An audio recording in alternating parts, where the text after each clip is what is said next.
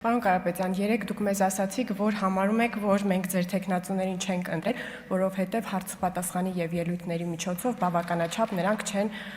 բացվել մեր եւ հանրության առջև։ Պարոն Ղազարյանը ներֆրակցիոն հարց է բարձրացնում։ Խնդրում եմ ֆրակցիայի նիստ արեք, քննարկեք, թե ինչու է նա կարծում, որ այնինչ մենք անում ենք այստեղ սաբոտաժ է։ Դուք նաեւ մեզ սպառնացել եք, որ ուժեղ մասնագետներ եք բերելու որպես թեկնածուներ, այնինչ նախորդ թեկնածուի քննարկման լեյտմոտիվը կամաց-կամաց դարձավ համակարգային կոռուպցիա հասկացության սահմանումը, որտեղ ուրիշ բանի մասին խոսել չէր ստացվում։ Մենք լավ իմաստով բարդ քննարկման էինք պատրաստ, բայց վերջին բանը, որ տեղի ունեցավ, պարոն Ֆարմանյանին, պարոն Գաբրիելյանը հարցրեց, լավ վերջ-վերջո ինչ է համակարգային կոռուպցիան որպես սահմանում, եւ ի պատասխան մենք լսեցինք հետեւյալը, որ քանի որ պարոն Գաբրիելյանը կոռուպցիայի մեջ թաթախված չէ, պարոն Ֆարմանյանը կարծում է, որ ինքը համակարգային կոռուպցիայի մասին ունի նույնքան պատկերացում, որքան պարոն Գաբրիելյանը։ Դա ես չեմ հասկանում, ձեզ թվում է, որ եթե դուք սահմանեք ինչ է համակարգային կոռուպցիան, մեզ մոտ տպավորություն կստեղծվի, թե դուք թաթախված եք եղել համակարգային կոռուպցիայի մեջ։ Նաև գիտեք, ես որքան հասկանում եմ, դուք ՊԵԿ-ում, մաքսային մարմիններում աուդիտով եք զբաղվել։ Ձեր խնդիրը եղել է ոչ միայն իմանալ ինչ է համակարգային կոռուպցիա, եւ սահմանումը անկաշկան դասել։ Առնվազն ձեր այն մյուս գործընկերուհու նման, ով աշխարհաքաղաքականությունը սահմանում էր որպես աշխարհում տիրող իրավիճակ, ասեք, համակարգային կոռուպցիան համակարգում տիրող կոռուպցիան է, բայց բացի դրանից դուք դա բռնելով պիտի զբաղվեիք։ Մեզ այստեղից պիտի պատմեիք, թե դուք ինչպես եք կարողացել նախորդ իշխանությունների ժամանակ անկաշկանդ բացահայտել համակարգային կոռուպցիան այն մարմիններում, որի աուդիտը դուք իրականացրել եք։ Հարգելի գործընկերներ, դուք հանրապետականներ եք։ Դուք հանրապետականներ եք ոչ միայն որպես կենսաբանական ժառանգները նախկին հանրապետականների, այլև քաղաքականապես։ Սկսենք կենսաբանական ժառանգությունից։ Պարոն Կարապետյան, որոշ ժամանակ առաջ ձեր հայրը դատարանի բակում ճեպազրույց տվեց լրագրողներին, մանրամասն 10 րոպեում պատմեց Հայաստանի նորանկախ պատմությունը, ինչպես է իրան ՀՀՇ-ն առաջարկել ինքը չի համաձայն է, հետո ինչպես է ինքը անդամագրվել հանրապետականին։ Ասեց, սաղ երկրի անցուդարձը իմ կողքով անցնում էր։ Մինչդեռ երբ ձեզ են հարց ուղղում, ասում են ձեր հայրը եղել է իշխանության մաս, ասում եք նա իշխանության մաս չի եղել, նա եղել է Տաշիրի կողմից պատգամավոր։ Սա Սովետի սազիվը չի։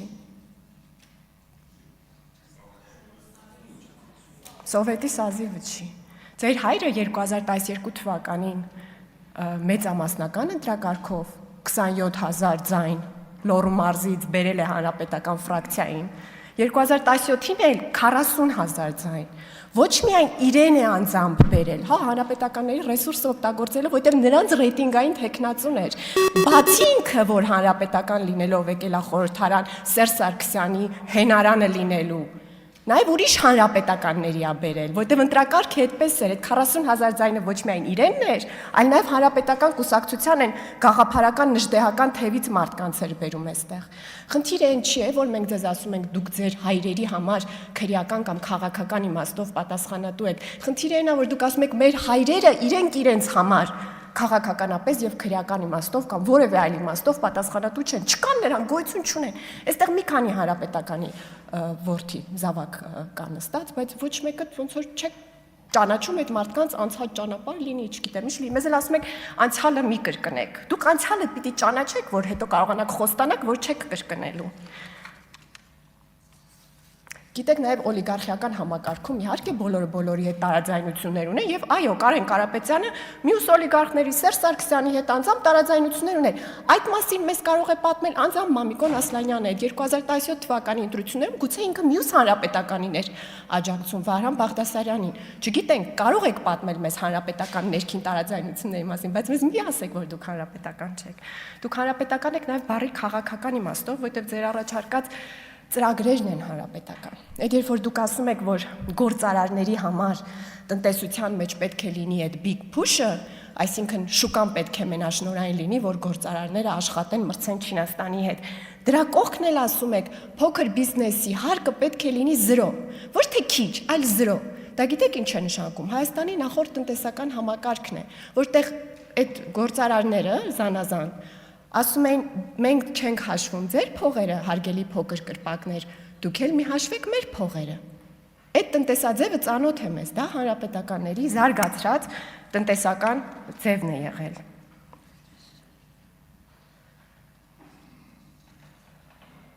Հա, էլի ուժեղ տեխնացուներ եք խոստանում, մի քանի հարց է հնչել, գնում գալիս եք, հնարավորություն եք ունենում նորից այդ հարցերի պատասխանը բերելու, էլի չի ստացվում։ Տաշիրի պարտքի չափը, ձեր գործընկերը Նիսիա էր անվանում դա։ Ինչ որ մեկը կմոտենա այս ամբիոնին, ասի Տաշիրը որքան պարտք ունի, որ մենք էլ հասկանանք պարտք ունենալը վատ բան է, թե լավ բան է։ Հարցում անենք ձեզ, հա։ Բա Այսինքն դուք չեք ասելու, նաև չեք ասելու հեծի դիվիդենդների չափը, բայց հենց ձեզ դպրոցաշինության մասին հարցուն, չի ասելու եք մենք, մեր ինժեները, մեր շինարարը, ձեզ ասելու ենք լսեք, դուք չեք, դուք արդեն հանրային ծառայության մեջ գտնվող մարդ եք, ասելու եք, չէ, գիտեք, հոգեբանորեն դեռ չեմ հարմարվել։ Պարոն Կարապետյանն էլ չի հարմարվել, այստեղ պարոն Ղազինյանին ներկայացնում էր որպես տարածքային կառավարման նախարարության ներքո գտնվող ամենամեծ կազմակերպության տնօրեն ներկա ժամանակով, ոչ, այլևս ոչ, դուք հանրային ծառայության մեջ գտնվող անձիկ եք, բայց դուք կարող եք ասել, թե վերջը ինչքան դիվիդենդ է վճարել, հեծը, շնորհակալ եմ, բայց ես կուզեի, որպեսզի իրենք երբ որ ներկայանում են որպես ուժեղ մասնագետներ, նույն հարցը մի քանի անգամ հնչում է, գան այստեղից պատասխանեն։ Այսօրվա տեխնացուն, Տիկին Մանուկյանը մեզ ասեց, որ մենք պետք է հասկանանք ինչի վրա է ծախսվում պարտքը, արդյոք ծախսվում է շահույթ գեներացնող ոլորտի վրա, պատկերավոր ասած, հարևանից պարտք ենք վերցնում երեխայի կրթության, թե երեխայի iPhone-ի վրա։ Հետո պարզվեց, որ եթե կրթության համար ենք վերցնում, օրինակ դպրոց սարքելու, դա չէ այնինչ նկատի ունենք, պետք է iPhone-ի համար գումար վերցնենք, որովհետև մի քանի րոպե անց ասեց, որ պարտքով կառուցվող դպրոցը ինքնին խնդիր է։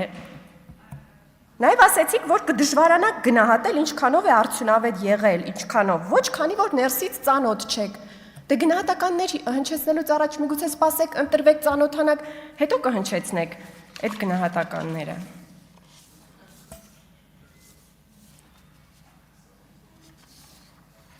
Պարոն Ղազինյանը այստեղ չի։ Երեք ասում եմ շատ լավ եք պատասխանել հարցին։ Իմիջիայլոց այդ առումով կարելի է ձեզ գովել, որովհետև դաշնակցականները համարում են, որ կենթանի մարդկանց չի կարելի գովել։ Դուք այդ առումով իհարկե մեկ քայլ առաջ եք, կենթանի մարդկանց կարողանում եք գովել, բայց մի քիչ չափն անցնում եք։ Պարոն Ղազինյանը ասում է, այո, շատ լավ եք պատասխանում հարցերին, բայց հիշացրեք նրանց, որ վարչապետ Փաշինյանը ասել է, թե թոշակառուները չգիտեն 10,000 դրամը ինչի վրա ծախսեն։ Գիտեք, վարչապետ Փաշինյանը այդ ելույթի ժամանակ թոշակների մասին չէր խոսում, առողջապահության ապահովագրության մասին էր խոսում եւ ասաց, եթե թոշակառուների թոշակը բարձրացնենք 10,000 դրամով, ինչի վրա նրանք պիտի այն ծախսեն, բնականաբար առողջապահության, հետեւաբար մենք նրանց առողջապահական ծախսերի համար կտրամադրենք մինչեւ 4 միլիոն դրամ։ Հիմա այս մանիպուլյացիան, որ անում է պարոն Ղազինյանը այստեղ, թե դա նշանակում է, թե մենք ասել ենք, թե մարդիկ չեն կարող գտնել 10,000 դրամը ծախսելու ձև, հետո չի կարող հանգեցնել նրան, որ Տիկին Հովսեփյանը գա ասի, այնինչ արշավ էր իմ դեմ, ես մի պահ սայթակեցի, գնացի համացանցը բացեցի, իմ դեմ արշավ էր։ Գիտեք, նաև այդ դիսկուրսիվ մանիպուլյացիաները երկար կյանք չունեն, մենք այստեղ խորհրդարանում մեր գործը իհարկե խոսելն է, որ չի գալու այն ժամանակ, որ մենք բոլորով հավաքվենք, գնանք գործարան կառուցենք։ Մենք խոսելու ենք, բայց քանի դեռ մենք քննարկում ու խոսում ենք, կառավարությունը փոխում է մարդկանց կյանքի որակը։ Դուք մարդկանց կյանքի որակը տեսնում եք որպես ընտրակաշարք եւ ասում եք, որպեսզի մրցակցային տեղերը հավասար լինեն, եկեք մենք էլ գնանք, բարեգործություն անենք, ինչու եք դա արգելում։ Ոչ, խորհրդարանական ընդդիմության ֆունկցիան պետք է լինի քննարկումների միջոցով ցույց տալ, թե ինչ առավել լավ ծրագրեր կանեք, բյուջեն ինչպես առավել լավ կտնօրինեք։ Եվ մի վերջին նկատառում կանանց իրավունքների մասին երեք քննարկում ծավալվեց։ Պարոն Կարապետյանը, Սամվել Կարապետյանը երեք ճեպազրույցի ժամանակ հարց են ուղղել իրեն, թե ինչ է մտածում ընտանեկան բռնության համատեքստում կանանց հանդեպ բռնության վերաբերյալ, եւ նա ասեց, որ կանանց մասին հարցեր իրեն չուղղեն։ Սա գուցե առաջի հարցից զվարճալի է, բայց Հայաստանի պաշտոնյաները իրենց սեռի բերումով միայն տղամարդկանց կամ միայն կանանց հարցերով չեն զբաղվում։ Այսինքն տղամարդկանց գծով վարչապետերն է դառնալու, ինչ անշակում կանանց մասին հարցեր ինձ չուղղել, պահանջվում է պարզապես դատապարտել կանանց հանդեպ բռնությունը գոնե այդքանը, եթե մյուս թեմաների մեջ խորանալը համարում եք մասնագիտական քննարկում։